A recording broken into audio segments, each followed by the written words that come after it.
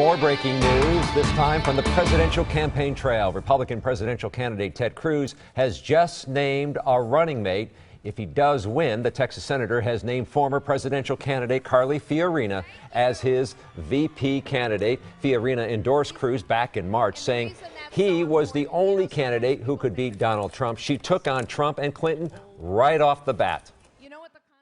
They are not going to challenge the system that has sold us all down the river. They're not going to challenge the elites. They're not going to challenge the crony capitalists. They're not going to challenge the Washington insiders. They're not going to challenge the lobbyists. My gosh, their campaign is filled with them. No, they're not going to challenge the system. They are the system.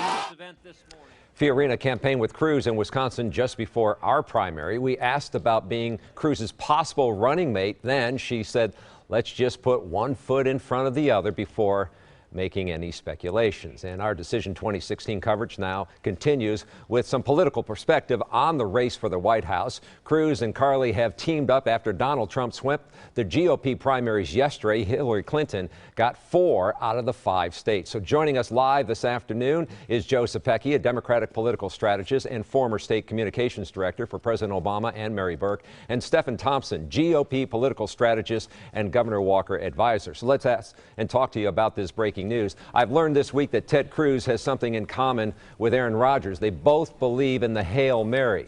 I know it worked for Aaron Rodgers. Stephen, will it work for Ted Cruz by picking Carly before we even get to the convention?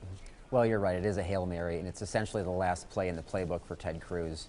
After Donald Trump did so well over the course of the last week, he had to do something. Carly Fiorina is very popular among the Republican base, and one thing that's interesting to note is the fact that she was a Republican Senate candidate in the state of California back in 2010, and the state of California's primary on June 7th could be the deciding factor whether or not Donald Trump becomes the nominee. She may be able to help him in some spots in the Silicon Valley area to peel off some delegates to help him prevent Donald Trump from getting 1237. But if she doesn't help him in Indiana, you don't think it's game over?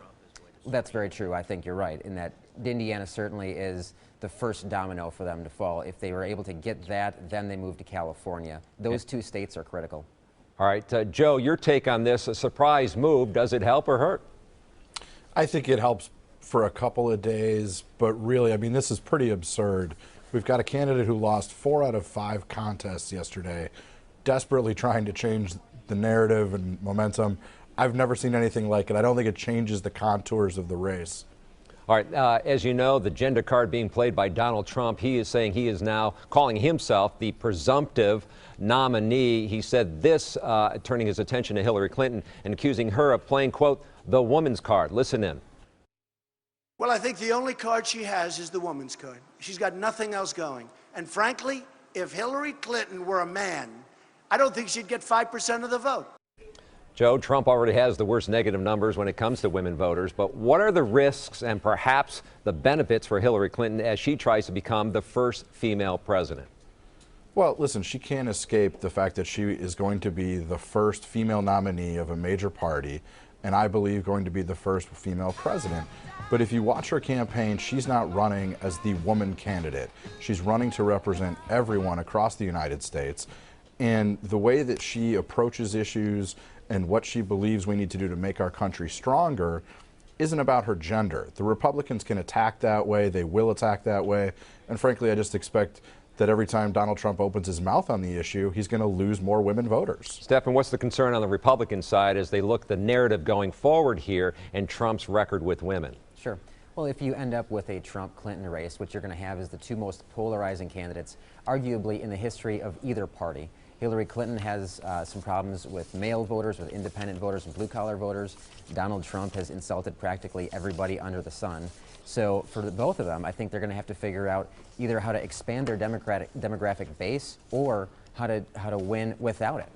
All right, Joe, Stephen, we appreciate your time. Thanks so much for joining us. By the way, you can get more political coverage on the presidential race by going to our website. It's just logging on to tmj4.com/Decision 2016.